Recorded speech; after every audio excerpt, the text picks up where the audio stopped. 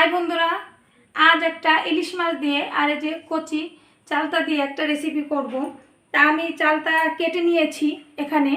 তারপর আপনাদের দেখানোর জন্য প্রথমে ভিডিওটা শুরু করার আগে এটা দেখিয়ে নিচ্ছি। দেখুন, এটা একটি কচি চালতা, আমি এভাবে কেটে নেব। অনেকে চালতা কাটতে পারেন না, দেখুন এভাবে কেটে নিতে হয়। এভাবে কেটে নিলে সুন্দর করে বাটিগুলো ছুটে যাবে। কেউ আবার এভাবে সোজা কেটে ফেলেন, ওটা কাটতে গেলে চালতা কাটতে অসুবিধা হয়। এই যে মাথাটা আছে এখান থেকে এভাবে ধরবেন, ধরলে সুন্দর করে দেখুন বাটিটা ছুটে গেছে।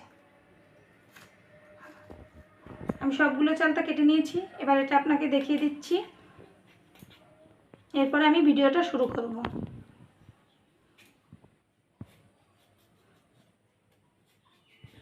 দেখুন পিঠটা এভাবে ছুলে নেব হালকা করে, যেহেতু আর ছুলে নেওয়া হয়ে গেছে। দেখুন এবার এভাবে করে যদি ইচ্ছে করেন বুকেরটা তুলবেন, না তুললেও সমস্যা নেই। আমি একটু তুলে নিলাম, তুলে নিলে ভালো হয়।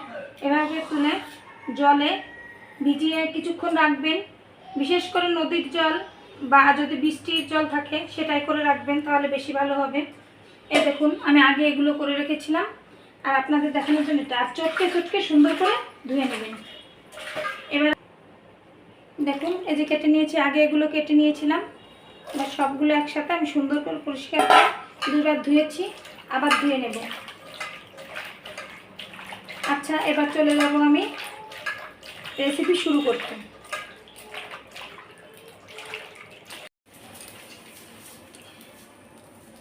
বন্ধুরা, আমি আবার হাজির হয়ে গেছি আমার সেই ভিডিওটা নিয়ে। এখানে দেখুন আমি জিনিসগুলো রেডি করে নিচ্ছি। চালতাটা তো আপনাদের কাটা আগেই দেখিয়ে দিয়েছি। এবার দেখুন চালতাটা আমি হালকা ভাপ দিয়ে নেব। গ্যাসে কড়াইটা বসিয়ে দিয়েছি, জল দিয়ে দিলাম। এবার কেটে রাখা চালতাগুলো এর ভেতরে দিয়ে দেব, দিয়ে হালকা ভাপ দিয়ে নেব। প্রথমে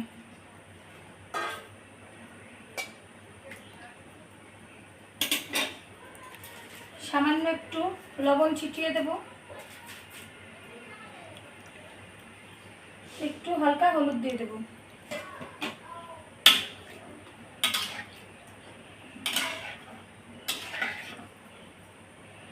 দিয়ে আমি এটাকে একটু ভাপ দিয়ে নেব,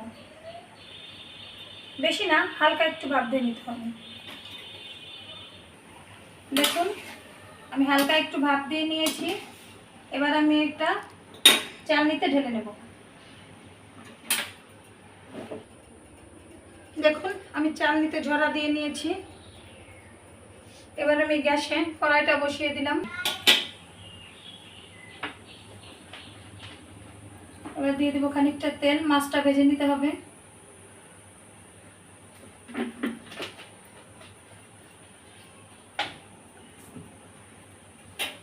তেলটা গরম হতে দেব।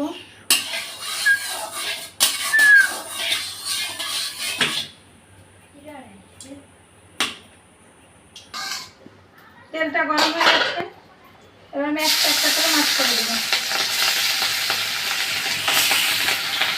মাছের ভেতরে জল ছিল, প্রচণ্ড ছিটাছুটি করলে বাবা লাভ নাই, ভাজাটা হতেই হবে। আমার একটু ভাজা হয়ে গেছে, এবার আমি উঠে নিলাম। এবার এই পিঠটা ভাজা করে নেব।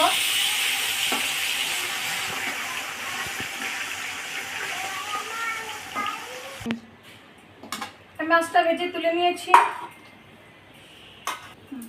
এবার আমি কিছুটা সরিষা ফোড়ন দিয়ে দেবো।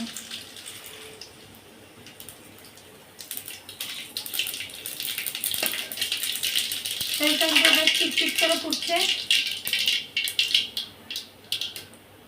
এবার দিয়ে দেব কাঁচা লঙ্কা, তারপরে দিয়ে দিলাম জল,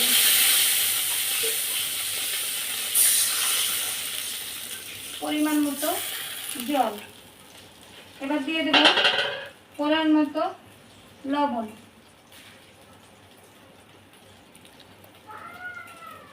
এবার দিয়ে দেবো পরিমাণ মতো হলুদ গুঁড়ো।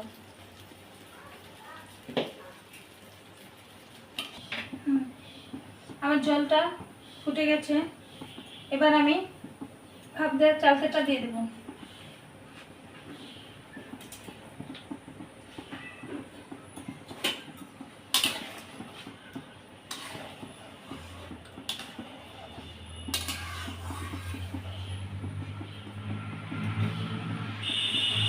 এবার দিয়ে দেব মাছটা।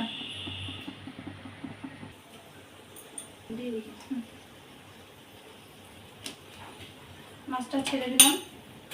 এবার গ্যাসের জালটা একটু কমিয়ে দেব। আস্তে আস্তে মিঠি মিঠি জালে সুন্দর রান্নাটা হবে।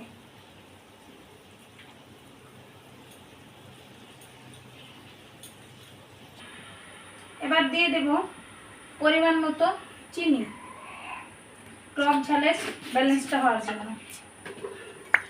আমার ঝোলটা প্রায় শেষের দিকে। কচি চালতা দিয়ে ইলিশ মাছের ঝোল, টক যে যেটা বলেন, যে যেভাবে নেবেন সেটা যার যার ব্যাপার।